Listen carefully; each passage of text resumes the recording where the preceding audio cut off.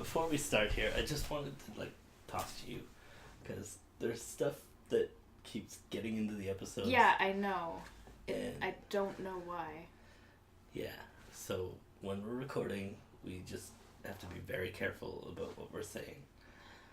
Okay, I can try, but some of the stuff we talk about is pretty silly. Yeah. So we just stick to the stuff in the stories and our research and our notes. Yeah, we should not talk about oh my god, not call each other out on the editing stuff since we now know that wasn't either of us. Yeah. No more of that. Yeah. Okay. Okay, I'm gonna record. Okay.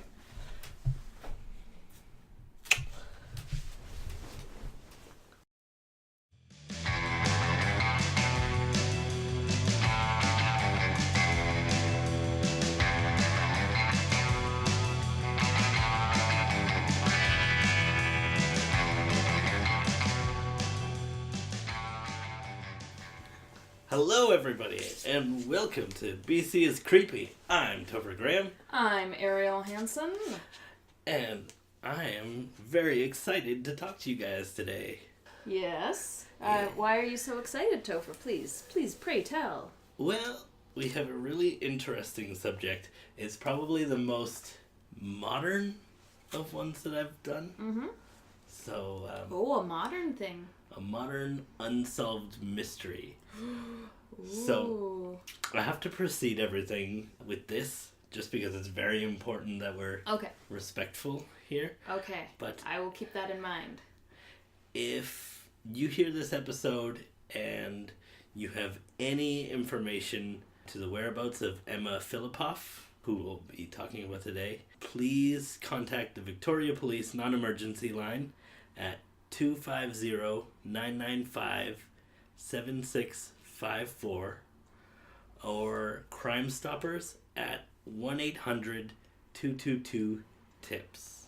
Okay. This is the first time we've had to do this kind of warning, but it's very recent. It's still ongoing.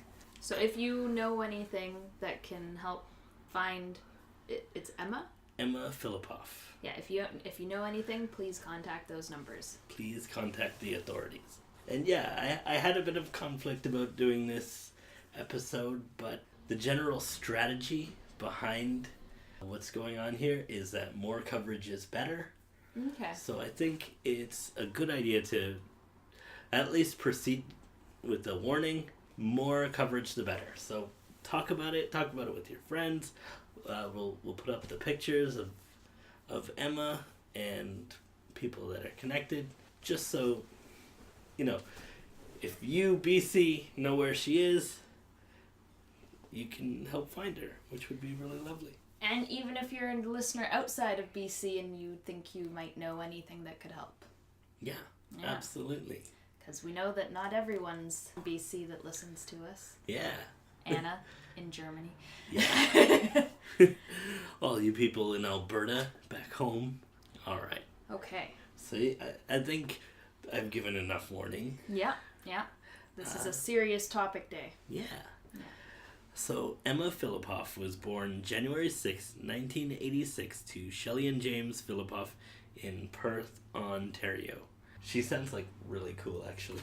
Mm-hmm. She was described as a free-spirited aura who was known for her long walks, interest in nature, skills as a photographer, artistic expression. All of her friends describe her as intensely loyal, independent, sensitive, and having a good sense of humor. She sounds like your dream girl. She is my dream girl. So she arrived in Victoria in the fall of 2011, which is why we're covering it. She had a brief season of employment at the Redfish Bluefish seafood restaurant. Oh, I've eaten there before, I think. It's like a seasonal restaurant, yeah. Right? Or I think it's year-round, unless it's on Fisherman's Wharf. In Victoria's Inner Harbour, she had a seasonal position. So they need more people during the summer because that's when it's busy. Mm-hmm.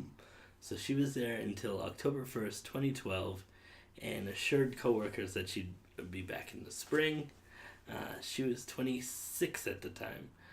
And friends say that her behavior became a little bit strange. Okay. So stuff like on Friday, November 23rd, Emma called her mom, Shelley Fillipoff, in tears around midnight, saying that she wants to come home. But she wouldn't explain what was upsetting her, and a lot of reports about her say that she was very private. Yeah. She would talk about things in generalities, never to specifics of what was upsetting her. I get that. Yeah. So she urged her mother to book a flight to Victoria, and then the next day she calls her mother back, telling her not to come out and that she'll figure things out on her own. And then later that evening she called again, upset, come out, please help, come, asking her to fly out and pack her belongings. And then again the next morning, calling her mom and telling her not to come. Oh. So we have this like back and forth with her. Yeah. So what happened next? On Tuesday, November 27th, her mom calls the number that Emma phoned from the night before and found out that her daughter was staying at the Sandy Merriman house, which is a women's shelter, that she didn't know that Emma was staying at, and I guess she'd been staying there on and off. Yeah. That night, Emma called again, asking her mom to come out, and she immediately booked a flight out to come the next day. Her last words on the phone to her mother was, "I don't know how I can face you." This was the start of her disappearance. This sounds really familiar. I guess growing up in Victoria, I probably heard of it. It would have been Or really it would have recent. been after I moved. Sounding very familiar. Yeah. Emma had last been seen by the police at the Empress Hotel, 8 p.m. on the 28th, and that was the last time anyone had seen her. Whoa. Yeah. But here's where the weird stuff starts to come into the story. I feel like the weird stuff's already started. Yeah. Well, It gets weirder. it gets weirder. Okay. On the day of November 28th, Emma had been captured at a 7-Eleven store on a video purchasing a prepaid cell phone and buying a prepaid credit card for $200. Okay. She left the Sandy Merriman House Women's Shelter at 6 p.m. that day. Mm-hmm. She hailed a taxi and asked to be taken to the airport, but she exited the taxi for lack of adequate fare. Oh. But she had a $200 prepaid credit card, and police say she had about like $6,000 in her bank account. Huh. Minutes later, she'd been seen walking barefoot in front of the Empress Hotel, Yeah. and an acquaintance of her named Dennis Quay called 911 to say that she was in severe distress outside the hotel. Oh. So Victoria police arrived, spent 45 minutes talking with her, decided she was not a threat to herself or anyone else, and released her. Mm-hmm. Until a report surfaced in June 2018, nobody knew that had actually happened. So for a couple of years they didn't have that clue. A lot of years. Yeah. Yeah, that's kind of a big thing. Yeah. But by midnight that day, the police met with her mother, and she was classified as an official missing person. At this point, they actually found her van. And her van is a really strange point because she'd been hiring towers to move the van, I guess. Instead of buying gas and driving it? Yeah. Or did it, like, because, I mean, it could be that it didn't work and she couldn't afford to repair it, maybe. Yeah.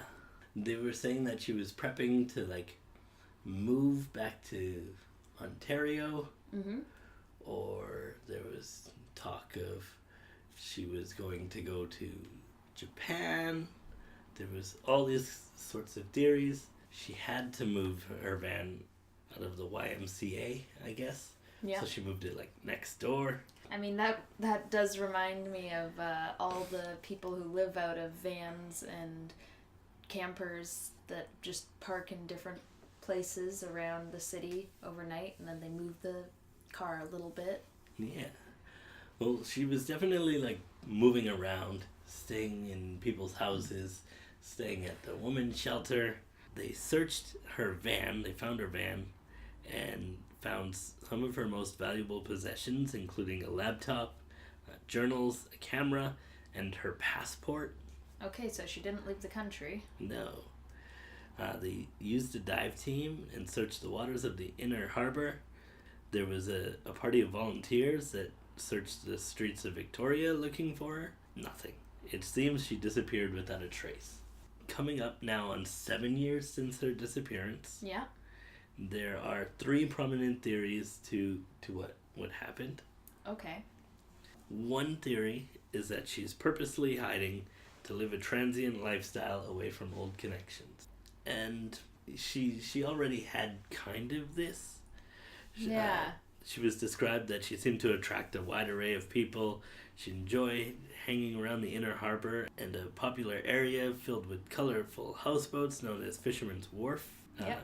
She liked to bounce around a lot, crouching on couches. She stayed in the shelter, obviously. There was a rumor going around that she spent a couple nights just like sleeping in the trees.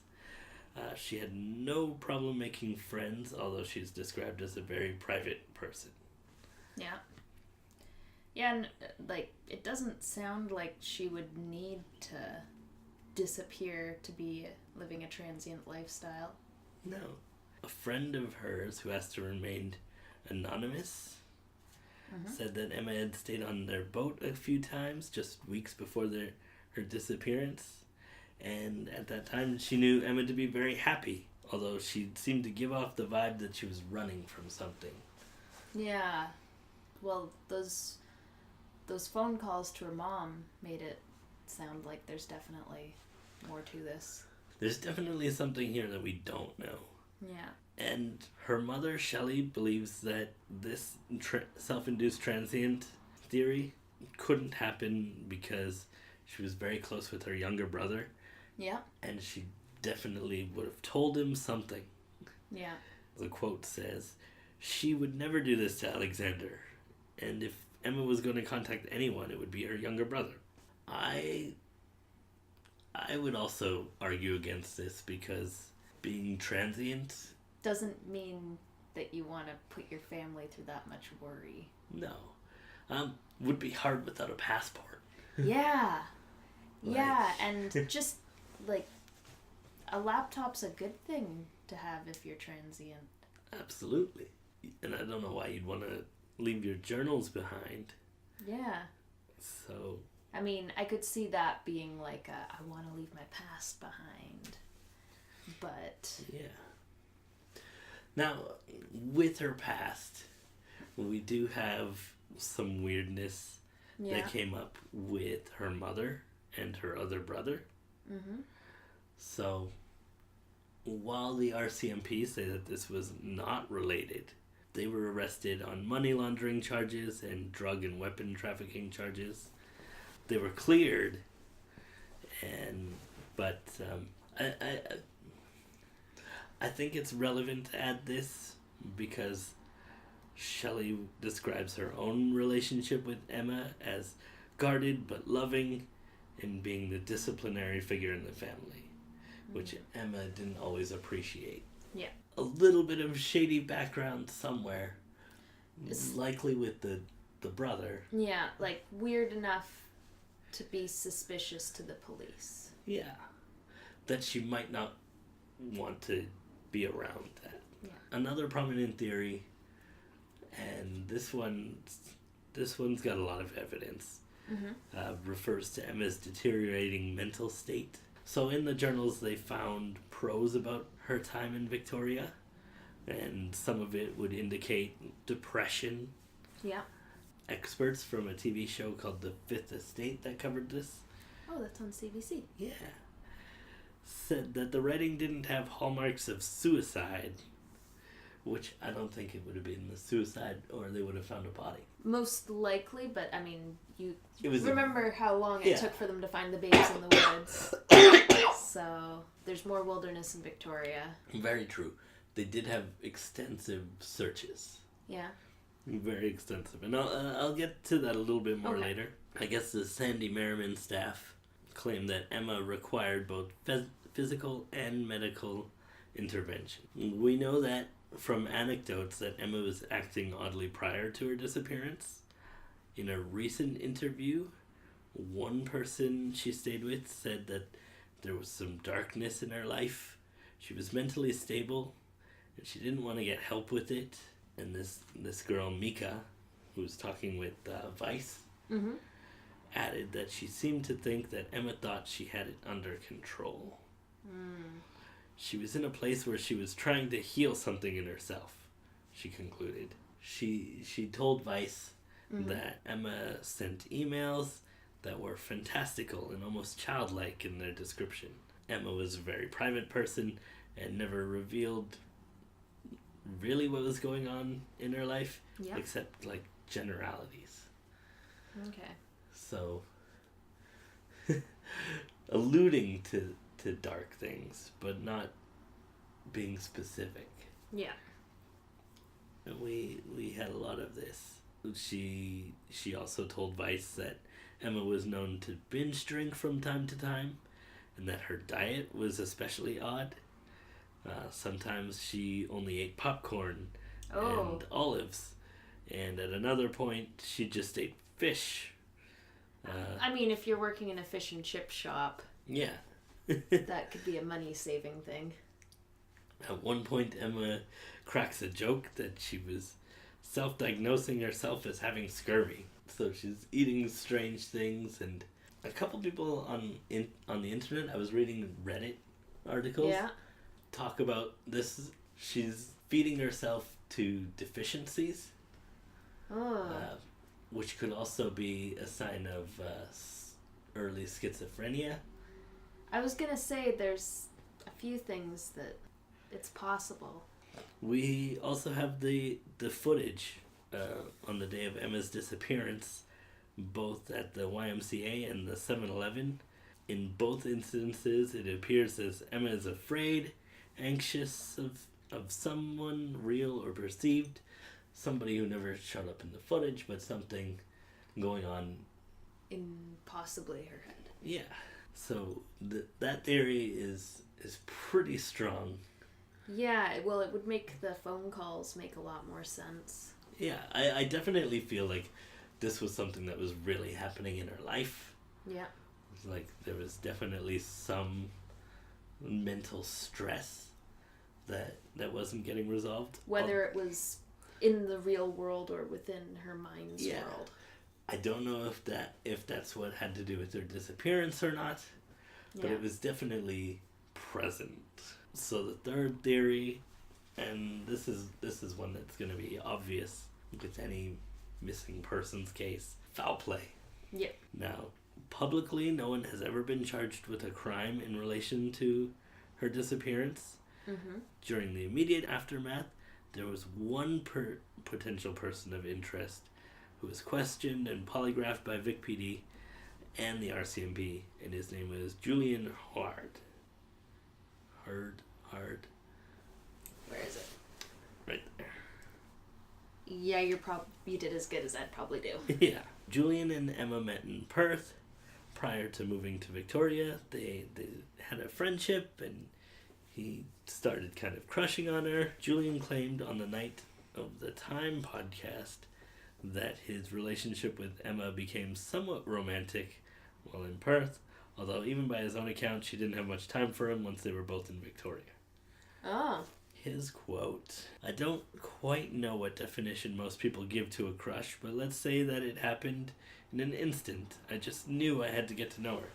I don't get that feeling often. My feelings for her had never changed, but I was hoping I could get over that so we could be friends," he told to Vice. Yeah. And sometime after Emma moved to Victoria, Julian also decided to move. So he kind of followed her. Yeah. He outlined quite extensively his reasoning for the move in another podcast, and it appears to be one giant coincidence, although, timing. Yeah. admitted crush. Yeah. Yeah. Julian also claims he briefly saw Emma the day that she disappeared. Oh. And so there's definitely reasons why they were targeting him. Polygraphing and Yeah. such. Even though polygraphs are not infallible. No. He was ultimately cleared. Yeah. But suspicious. Yeah.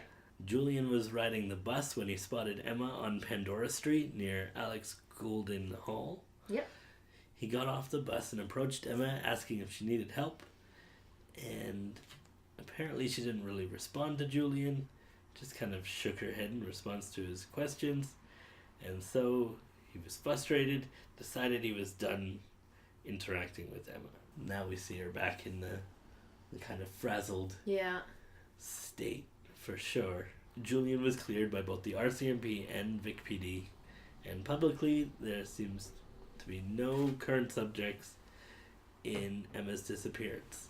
However, we have another instance that was really odd. Oh. Yeah. The Campbell River Courier Islander newspaper. That is a mouthful. Yeah. Campbell River, get an easier newspaper name. Yeah. You'd just be like Campbell River Times. Or Campbell River Review. Campbell River Courier. Campbell River Islander. Yeah. Any of those. So in May 2014, they reported that Gastown, Vancouver business owners Joel and Lori Sellen witnessed a man in their store throwing out a $25,000 missing persons reward poster for Emma. The pair reported that the man said, "It's one of those missing persons posters, except she's not missing. She's my girlfriend and she ran away because she hates her parents." The owner immediately called the police, and they have security video images of the man, but he's yet to be identified. Okay. So that is a really strange occurrence. Yeah. That's like 3 years after the disappearance. Vancouver, which... I mean, that's not... You don't need a passport to get to Vancouver. No. So in 2018, a GoFundMe of $6,000, which was surpassed, was set up to pay for a private search through remote areas in hopes of finding her. The search commenced December 1st, 3rd. This is like a couple months ago. December 1st is like 2 months ago, yeah. Yeah. Yeah. I thought it was still January. Yeah. 3 days. The immediate vicinity by the Craigflower Bridge and the reeds around the George Waterway. The next day they moved up to low traffic wooded areas along the Galloping Goose Trail in Colwood. Yeah. 2 and 3 were focused on the sunny side of Thetis Lake woods. I was going to say Thetis Lake would be where I would probably look because it's so easy to get to from downtown. They knew that Emma liked to visit there. And specifically areas that were like less traveled and dead-end roads. Yep. Oh, they're like, my dad and I go hiking there a lot. There's so many roads and trails and... Yeah, you could get lost in there very easily. I can see that. The last areas searched between where Emma exited out of her car and Colwood, where the deep wooded grounds of Royal Roads Forest. Again, both remote and secluded areas that are not well traveled. Nothing was uncovered during this search. Yeah. Being that the search was the first and only of its kind, we can rule out these suspected areas as a possible location of Emma's body. Yeah. I think is what they were mostly looking for. Yeah, that would be what they'd most likely find in that kind of a situation. Yeah, well, it's been 7 years. Yeah. She doesn't have most of her stuff, and she's had no contact with friends or acquaintances here or any sort of family. There is going to be another search in the spring, so if you're interested in volunteering and you're on the island, anybody who wants to help is encouraged to send a private message to Shelley Fillipoff via the Find Emma Fillipoff Facebook page. And there is a $25,000 reward on any information leading to Emma's whereabouts. A mouthful. Oh, yeah. That was a lot of stuff. And I guess I should bookend this with the Crime Stoppers. Yeah, give the phone numbers again. Yeah. So, Victoria Police non-emergency line is 250-995-7654. And Crime Stoppers is 1-800-222-TIPS. So, if any of this sounds familiar, or you see the picture that we're going to post with this, and you say, hey, I know that girl, or I know that guy who ripped down the posters, reach out. Reach out to police, Crime Stoppers. For once, don't reach out to us, because we're just going to go to the police or Crime Stoppers, so just do it yourself. Yeah. Do it yourself. As Cut much out the as middleman. we'd like to be involved, it is much more efficient for you to go to them. Yeah.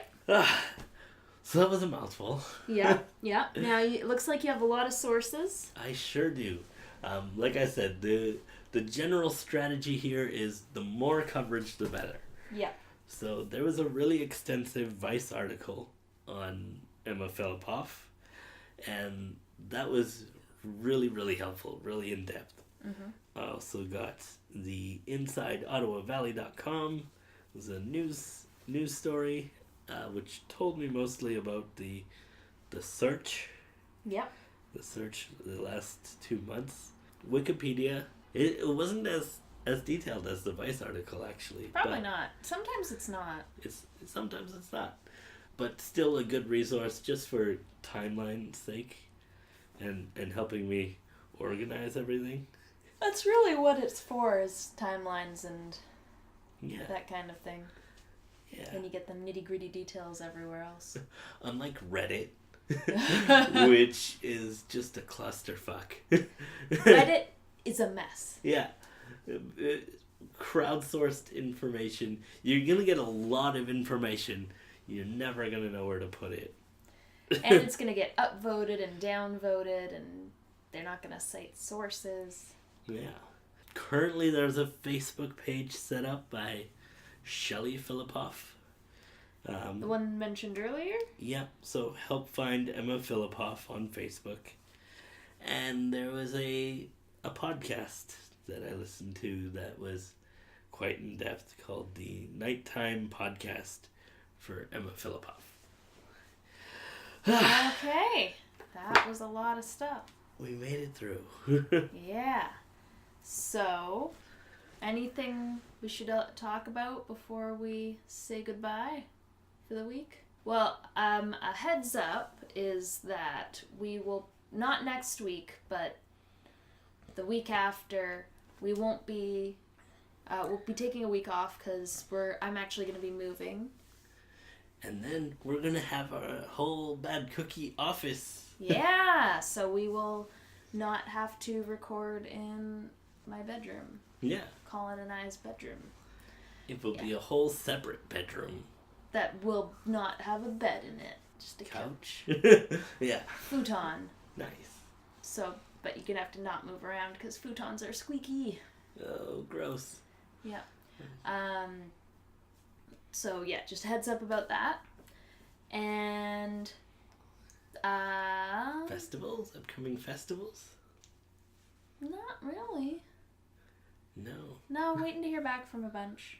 Yeah. So, yeah. I guess we just played Final Girls in Berlin. Yeah. If you were in Berlin and saw it and liked us, Yeah. talk to us. And then if you have any ideas for future topics for this here podcasto, please email us. No. No, we don't have an email for that. badcookiepictures@gmail.com. Yeah, and who knows, we might talk about your topic on the show. And anything else we need to talk about? Oh yeah, follow on Facebook, Twitter, Instagram, Vimeo, YouTube. YouTube is really cool right now, especially, I think... You say that every time. I know. It's really cool right now. It's really cool. It's going to get cooler. It really is going to get cooler. We're really focusing on content for our Bad Cookie YouTube, and especially today. Today is actually the start of Women in Horror Month. Yeah. Which we've always been very big proponents of. Yep. So, we're going to be doing a couple things for Women in Horror Month. Yeah, we'll be having an interview coming out soon with another woman in horror. And yeah, also, if you enjoy this podcast, please, if you haven't already, subscribe. And then also if you can rate and review on whatever you're listening to it on, if you like it. If you don't like it, I still don't understand why you're still listening to it. It's been 28 minutes. Yeah. And also, it's been, this is our 32nd episode. So if you really got that big of a grudge against us, send us an email. Let's duke it out. I want to... I don't want to get hate mail. Don't hate. Don't hate. Just, if we frustrate you that much, don't hate listen. Just stop listening. Yeah. But if you do like us, share. Yeah, tell everyone you know about the podcast. And the more people who are into it, the better it gets. And if you really love it, you should become a patron. Yeah. Yeah. On Patreon, look up Bad Cookie Pictures, because we're on there, and the money goes towards getting us new equipment, and I recently had to renew a lot of our website stuff, so paid for that. And really just helping us make more things like this podcast and other content. So yeah, help us out. Yeah, Bad Cookie Pictures on Patreon. And the best thing you can do for us, BC, stay creepy.